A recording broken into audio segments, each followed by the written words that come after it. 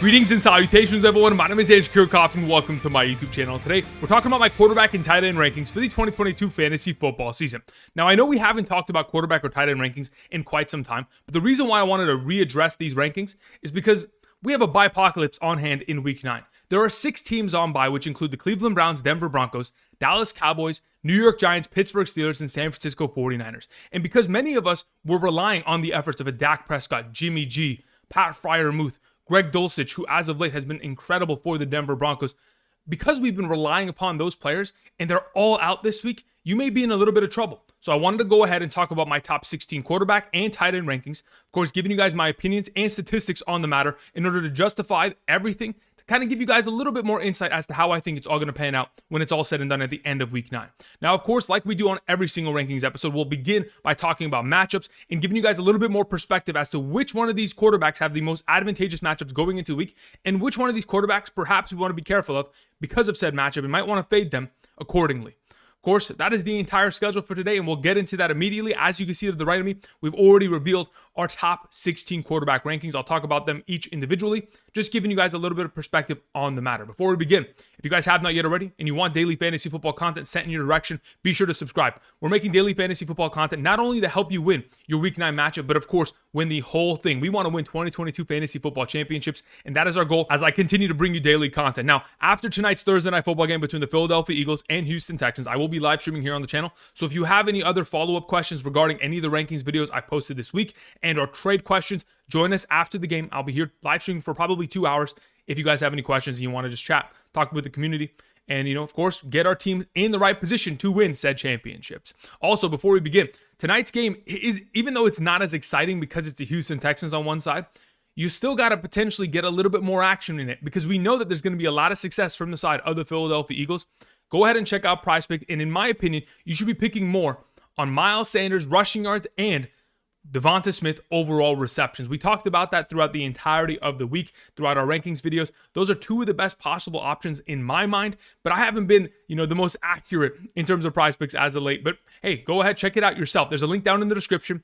If you go ahead and click on the link, travel to their website, whether it's the NBA, the NFL tonight, of course, the MLB, NHL, you can go ahead and pick more or less on a given player statistic. If you end up getting those entries correct, you end up winning some money. So check that out today. Use promo code Andrew. When you make a first-time deposit, you'll be given a first-time deposit match up to $100. So check that out today. Use promo code Andrew. Thank you very much. All right, with all that covered, let's go ahead and let's begin by talking about matchups at the quarterback position for Week 9. Now, I know we haven't talked about matchups in regards to the quarterback position and presented these statistics on screen in quite some time, but here they are. The Kansas City Chiefs, Las Vegas Raiders, Pittsburgh Steelers, they are giving up the most points to opposing quarterbacks thus far this season on average in a 4-point per passing touchdown format in regards to passing statistics alone. So passing yardage, passing touchdowns, and passing interceptions. So if in fact those 3 categories are taken into account, the Kansas City Chiefs are one of the worst teams. But unfortunately, Ryan Tannehill, who didn't practice today, will not be able to take advantage of said matchup. But we have guys like Trevor Lawrence taking on the Las Vegas Raiders. That's incredible. Pittsburgh Steelers, unfortunately, on a bye week. But we just saw recently on Sunday, Jalen Hurts go for 4 passing touchdowns against that secondary.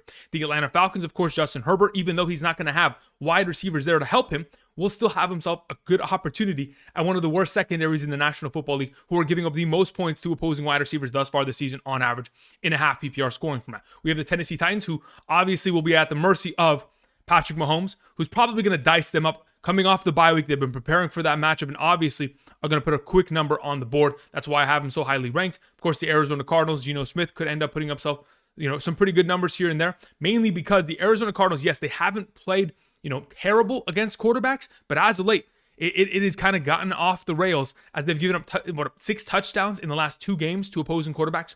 Those are pretty important numbers to keep and follow.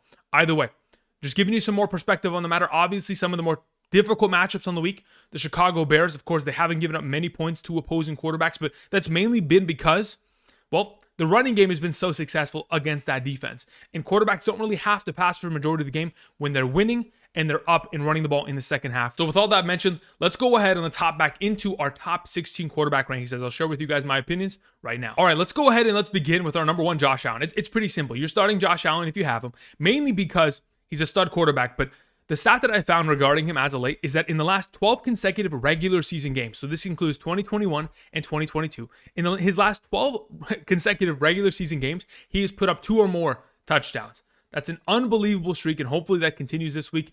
And the fact that he's averaging about 44 rushing yards per game this season alone adds pretty much another touchdown of points within his overall scoreline, making him a fantastic play, regardless of the fact that they take on the New York Jets defense. All right, talking about Patrick Mahomes, our number 2. Patrick Mahomes currently leads the National Football League in total touchdowns passed. And now he has the opportunity of taking on the defense that has given up 14 passing touchdowns to opposing quarterbacks in 7 games.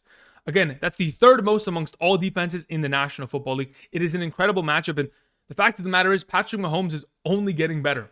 He's played incredible without Tyreek Hill. They bring in Kadarius Toney. They're coming off the bye, so everyone is going to be healthy and ready to go. And regardless of whether it is a guy like Travis Kelce, Marquez Valdes-Scantling, McCole Hardman, Juju Smith-Schuster, one of the running backs, they have so many weapons within this offense. They're obviously going to find success. Moving on to Jalen Hurts, our number 3. Jalen Hurts takes on Houston.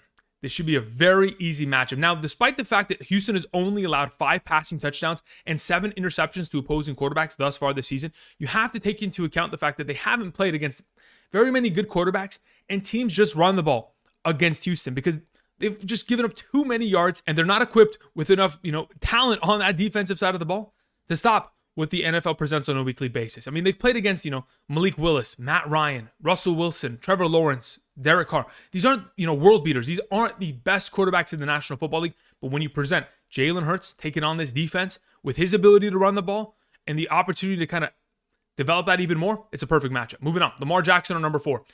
We are hearing word that Rashad Bateman is going to be out for the season, undergoing season-ending surgery. He's done. Mark Andrews obviously hasn't practiced today, and there's probably an idea that he probably just won't even play today. I don't even have him ranked within my top 16 tight ends. I have Isaiah Likely ready to go. But the fact of the matter is, even without Andrews, Bateman, and maybe even Gus Edwards, I still think that Lamar's a fantastic play because he was able to prove that last week. Without those 3 guys and their efforts, going forward for this team, he was able to still put up a great number of points against the Tampa Bay Buccaneers defense and put up a pretty good performance overall. So regardless of the fact that it takes on the New Orleans Saints on Monday night, I'm all in on Lamar. Moving on to our number 5, we have Joe Burrow. Joe Burrow has had himself 2 or more touchdowns in each of the last 6 games that he has played. That in itself, a fantastic streak. Obviously not as great as what Josh Allen has done as of late, but ultimately, we can trust Joe Burrow to put up points. And the fact that he takes on the Carolina Panthers, who just most recently gave up 253 passing yards and 3 passing touchdowns to Marcus Mariota, of all quarterbacks. I mean, this is going to be a perfect matchup, especially considering the Carolina Panthers pass rush hasn't been great this season. They have only sacked the quarterback 8 times. I mean, just alone this past Monday night, Joe Burrow was sacked, 6 times in that game? If, in fact, the pass rush for the Carolina Panthers isn't going to step up and we have ourselves, the Cincinnati Bengals, able to protect Joe Burrow, he's going to be in a perfect position. All right, number 6, we have Justin Fields. Justin Fields has had himself 4 consecutive games of 17 or more fantasy points. He's been able to get himself 60 rushing yards and a touchdown, 82 rushing yards and a touchdown, 88 rushing yards, 47, 52, 47, 20 and a touchdown. Those are his rushing statistics. The ability to run the ball at the level in which Justin Fields has already presented this season, I mean, it is really taking over the league. And quite frankly, in the last 4 weeks, he's the number 2 overall quarterback in fantasy football on a per-game basis, averaging about 21 points per game since week 5. Overall, automatic start in my eyes, especially in this matchup against Tua and the Dolphins. Speaking of the Dolphins, let's talk about Tua. Yes, typically the Chicago Bears haven't given up much points to opposing quarterbacks, but again, similar to the Houston Texans, when teams are able to successfully run the ball in the second half against these defenses, the quarterback position doesn't need to get that big of a touchdown boost on a weekly basis. But with that all being said, in regards to Tua and his overall potential for success this week, Tua, in the 5 full games that he has played healthy this year, he has had 2 massive performances, 2 average performances, and 1 dud. The 1 dud being against the Buffalo Bills. I think there's a very good chance that at the base minimum, we're going to get an average performance of 15 fantasy points. And if in fact we see either Tyreek Hill or Jalen Waddle take a 5-yard slant for an extra additional 60 yards and a touchdown, that'll just make his week and get him into that elite territory at the quarterback position. But that's the entire point, right? Put the ball in your playmakers' hands and let them dictate your fantasy success. And Tua's done a pretty good job at that thus far this season. Moving on, we'll talk about Justin Herbert. Even though Justin Herbert does not have the services of Keenan Allen and Mike Williams going into this week, and his primary options in terms of receiving are going to be Austin Eckler, obviously, first and foremost. He's probably going to break the record due to all the injuries with the LA Chargers. We have Gerald Everett, and we have Joshua Palmer. All 3 of those guys can get the job done. I know that for certain. So going into this week, I'm not too worried about it. I know the Atlanta Falcons defense, of course, they've given up a boatload of points to opposing quarterbacks, but not only that, to opposing wide receivers. The matchups are going to be easy enough, regardless of the talent that we have out there. There is enough talent, even with Palmer, Everett, and Eckler, to get the job done and have Herbie have a pretty good week here. Okay, let's talk about number 9, Kyler Murray. Kyler Murray plays at home, and the biggest issue that I have with Kyler Murray is that thus far this season at home, he has only thrown 4 passing touchdowns, while in comparison to on the road, he's had himself 8 total touchdowns. That in itself is a little bit concerning. I don't know why he doesn't play as well at home. And now he gets to take on the Seattle Seahawks, which just a couple weeks ago in Seattle, they didn't score a touchdown at all that entire game. So there's obviously a track record of, a lack of success against that defense. And now that you have to take them on again, for the second time in 4 weeks, it could be another tough one. That being said, this time you have DeAndre Hopkins back. Hopefully James Conner is going to be available. And if everything is back, Rodney Hudson at the center position healthy, if we're going to get those, stud players back who are definitely difference makers within this offense, we should be able to see Kyler Murray have himself a little bit more upside within the matchup than in comparison to a couple weeks ago against this defense. Talking about Aaron Rodgers, our number 10. Aaron Rodgers has had himself 11 consecutive games against the Detroit Lions with 2 or more total touchdowns scored. Ultimately, I think he probably meets his average for this year. I mean, his pretty much average / upside this year in a 4-point per passing touchdown league has been about 16 points. I think he's going to meet that very easily, especially with Lazard coming back here. And, it's going to be a walk in the park for this offense, mainly because running the ball is going to be the main source of yardage. And once they get down into the red zone, Aaron Rodgers will get his work done, get his touchdowns, and be a pretty decent fantasy prospect for this week. Moving on to Kirk Cousins, our number 11. The Washington defense has kind of tightened up their defense as a whole over the last couple weeks. Obviously, weeks 1 through 3, they were one of the worst in the secondary. But as of late, they've certainly played a lot better. It is a bit of a revenge game for Kirk Cousins taking on his former team. But ultimately, I still think that Kirk Cousins is one of the best quarterbacks in the league when it comes to just doing his job. He's going to get himself his 200 passing yards and his 2 touchdowns, and he's going to be very quiet at doing so. And yes, maybe he's going to run in for a touchdown, show a little bit of athleticism. We'll take any of that extra stuff. But ultimately, I think he's just pretty solid in the idea of getting that 200-yard, 2-touchdown scoreline and being a pretty consistent play within the week. Moving on to our number 12, we have Geno Smith. Geno Smith takes on the Arizona Cardinals, which the last time he took them on, he didn't have himself a great game either. But quite frankly, he's got himself an opportunity here with a healthy DK Metcalf, healthy Tyler Lockett to come out and put up some big points.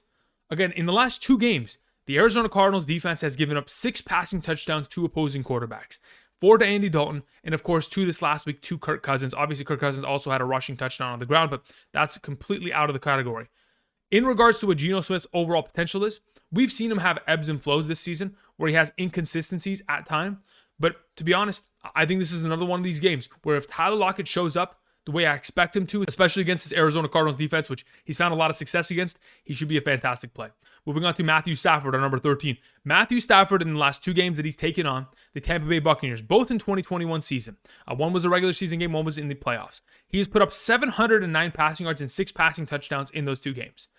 The fact that this Tampa Bay Buccaneers defense, as of late, they obviously lost to Lamar Jackson, but they've lost to Mitchell Trubisky / Kenny Pickett in the game, and they've also lost to PJ Walker. Leads me to believe that Matthew Stafford, even though he has not been a reliable enough quarterback thus far this season, with a healthy Cooper Kupp, they're going to obviously get out to a hot start. And when they do, I think Matthew Stafford is going to be able to at least put up a decent amount of fantasy points to make him a startable option. Moving on to Tom Brady. On the other end of this coin, Tom Brady, of course, like I mentioned last week in regards to the rest of the season rankings, his worst performances are honestly good performances for other quarterbacks. When he's putting up 300 plus passing yards and only 1 touchdown and still getting himself a decent amount of fantasy points, that's all we can ask for. And I'm honestly thinking we're going to see very similar numbers in which he's probably throwing for 300 to 350 plus yards. If he gets himself more than 1 touchdown, we're lucky. But I think 1 touchdown is a pretty sizable number for what we expect. Moving on to Marcus Mariota, our number 15. Did you guys know that Marcus Mariota in a 4-point per passing touchdown league right now is the number 12 overall quarterback in fantasy? An unbelievable statistic that I didn't know until I literally saw it prior to this video. I knew he was playing great, but he's obviously been inconsistent at times. But that also speaks to how inconsistent the rest of the quarterback position has been thus far this season. And all the injuries that we've obviously faced and going forward that we will face. Going into this week, Mariota takes on the LA Chargers secondary, which at times has not played well this year. And quite frankly, their biggest problem as a defense is stopping the run. And what we know about the Atlanta Falcons is they want to run the ball no matter what. So once they run the ball, it'll open up more for play action, whether it's with Kyle Pitts, Drake London, Damiere Byrd, And when in fact they get a little bit more utilization from Marcus Mariota's arm, then he's going to fry them with his legs. And that's all we can say, because quite frankly, he's just been such a consistent option in the last couple weeks. It's hard not to start him. Moving on to Trevor Lawrence, the final option here. The Raiders thus far this season have given up 229 passing yards and 2 touchdowns minimum to every quarterback that they have faced. That includes guys like Davis Mills. That includes guys like Russell Wilson. It doesn't matter. Across the board, they have not played well against quarterbacks. And I don't think they're changing that anytime soon. Trevor Lawrence, a decent option going into the week. All right, let's go ahead and move on and start talking about the tight end matchups before we get into our top 16 tight end rankings. All right, so as you can see to the right of me, the Arizona Cardinals are giving up the most points to opposing tight ends thus far this season on average in a half PPR scoring format when we isolate receiving statistics alone, being receptions, receiving yards, and receiving touchdowns. Of course, they've allowed 7 receiving touchdowns to opposing tight ends, but they're not the only ones that have done so. Somehow the New England Patriots and Bill Belichick, who typically throughout his entire career has always shut down tight ends, has had himself a little bit of struggles against the tight end position this season. Nonetheless, just putting this in perspective, kind of giving you guys more context as to some of the matchups we want to go after, like Arizona, Seattle, Detroit, and of course the Patriots, who they've all given up their fair share of touchdowns to opposing tight ends. And even in this conversation, the Las Vegas Raiders, who have Evan Engram, who's coming off of a week where he scored his first touchdown of the year, and maybe they'll go back to that well and find themselves some success in the red zone via Evan Engram. We'll talk about that in just a moment, just giving you some perspective. Now, on the other end of the spectrum, we have the Saints, who are really good against tight ends. So if Mark Andrews isn't available, is that going to affect Isaiah Likely? We have the Green Bay Packers, of course, with TJ Hockenson out and traded to the Minnesota Vikings. That's not really going to make any effect there. The Washington Commanders, they take on, of course, TJ Hockenson. So he'll still have himself a tough matchup. He's not going to be able to avoid that this week, and he'll probably be limited in his usage. But either way, just want to give you some perspective on our Week 9 matchups at the tight end position. Now that we've covered this, you can go ahead and pause the screen, take a look at everything accordingly. But let's go ahead and move on, and let's begin talking about my top 16 rankings at the position. All right, let's go ahead and begin with number 1, Travis Kelce. Of course, Travis Kelce is one of the best tight ends in the league. We know this. And quite frankly, he is on pace for breaking the record for the most points by a tight end in a singular season. I mean, over the course of the last 10 plus years, the best quarterback performances have been Rob Gronkowski and Jimmy Graham. The third best performance was just a couple years back, Travis Kelce. But what he is doing right now, averaging 17.6 half PPR fantasy points per game, has him on pace in a 16-game season, not even 17-game season, in a 16-game season to eclipse Rob Gronkowski's 285 total points in a given year. Travis Kelce is on an incredible pace, and obviously that 4 receiving touchdown game against the Raiders certainly puts it on a tilt, but either way, it doesn't mean it can't happen again. Travis Kelce is a fantastic player. You're automatically starting. I'm moving on to Zach Ertz, our number 2. Zach Ertz has the privilege of having an incredible matchup. Now, once in fact Hollywood Brown does return, we're going to see a little bit of a kind of decline from Zach Ertz, but currently with no Marquise Hollywood Brown available, he's going to have himself a great game against Seattle. In the last 3 games that he's played against the Seattle Seahawks, he's had himself 7 catches, 70 yards, 7 catches, 84 yards, and 8 catches, 88 yards, and 2 touchdowns. Overall, he's found himself a lot of success. Seattle Seahawks, they give up the second most points to opposing tight ends on a weekly basis, about 13.59. I think this is a great week for Zach Ertz to not only on PrizePicks surpass that number of receptions or receiving yards, but to be a great overall fantasy play for us this week. Moving on, talking about Dallas Goedert tonight against the Houston Texans. The expected outcome for tonight via Dallas Goedert is just yardage and receptions. Over the course of this season thus far, in 7 games, he has had 6 games with at least 1 receiving touchdown or 60 receiving yards. So he's going to get his 6-point influx somewhere, whether that's yardage and or a touchdown. So we're going to be in a situation here where we're hoping that he gets that touchdown and he is able to at least eclipse that typical average number that he puts forward. But either way, typically getting himself about 8 fantasy points per game will always keep him in the top 12 conversation. But we have pretty high hopes for him based on what we've seen recently against the Houston Texans. Moving on, we have Gerald Everett as our number 4. Gerald Everett, obviously with Mike Williams out, Keenan Allen out, is going to be a primary target. Thus far this season, he has played 40% of his offensive snaps from the slot position, and if he's going to get more utilization there, as Donald Parham plays in the inline, of course, more targets are going to lead to more receptions and more fantasy points. So if we're going to go ahead, play him in the slot, up against the defense that gives up the most points to opposing wide receivers, utilize him as a receiver, because again, he has that build. He's just a little bit of a bigger wide receiver at the capacity, but quite frankly, I think he's in a perfect position to succeed, mainly because there is no Keenan Allen and or Mike Williams taking away targets from him. Moving on to Kyle Pitts, our number 5. I don't want to jinx Kyle Pitts, so what I'm going to go ahead and do is I'm going to play the reverse game. Let's bench Kyle Pitts again this week, right? You get it? bench him this week. All right, let's do that. All right. Otherwise, you know what to do. You know what to do. All right, moving on to our number 6. We have Isaiah Likely. Isaiah Likely will be filling in for Mark Andrews under the assumption that Mark Andrews doesn't play. If Mark Andrews actually does play, he's going to be my number 2 tight end of the week. But Isaiah Likely, in my opinion, will be a pretty good pickup and play, even though he's taking on the New Orleans Saints, mainly because when we talk about the Baltimore Ravens, they use the tight end position in the receiving game more than just about anybody in the National Football League. They use the most 3 tight end sets, 2 tight end sets in the National Football League on a per snap basis. And going forward, I expect Isaiah Likely, coming off of an incredible game of 6 catches, 77 yards, and a touchdown against Tampa Bay. I mean, that's 16.7 fantasy points last week, only playing about 3 quarters of the game. I think it's a fantastic position for him to have himself another blow-up game here against the New Orleans defense. Moving on, let's talk about Tyler Higbee.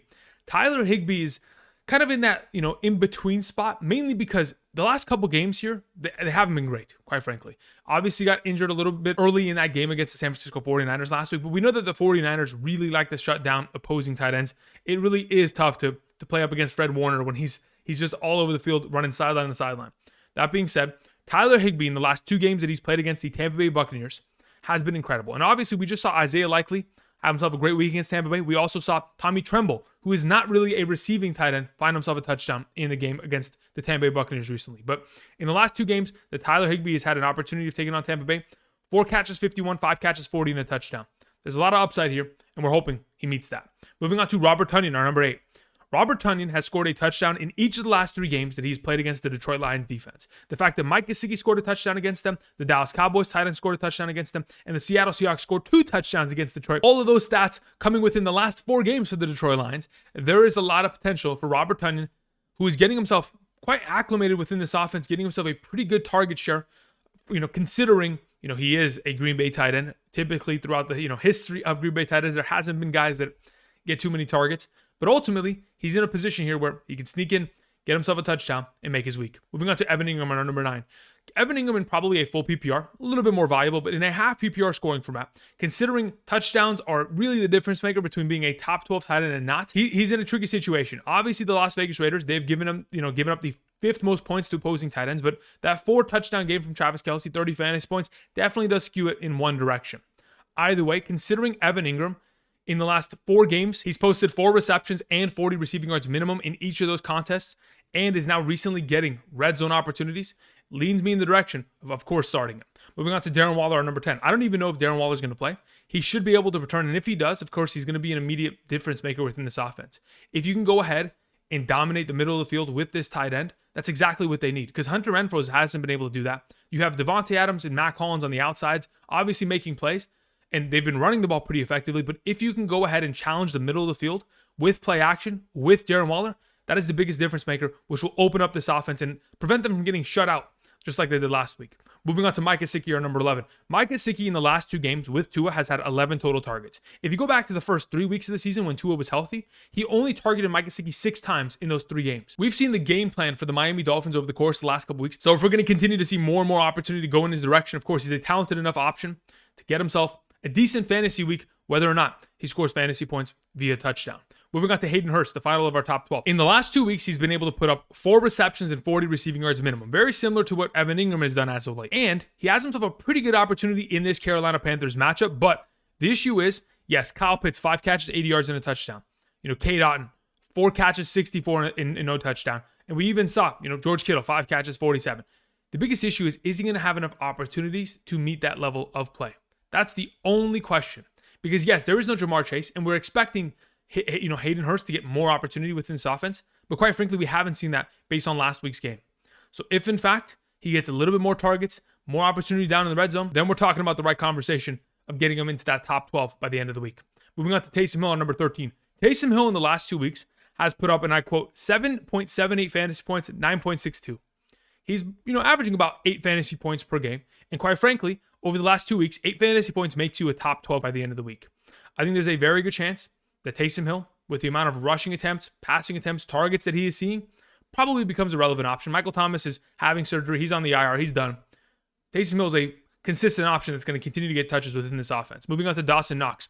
Dawson Knox has had the privilege of scoring a touchdown in each of the last 2 games.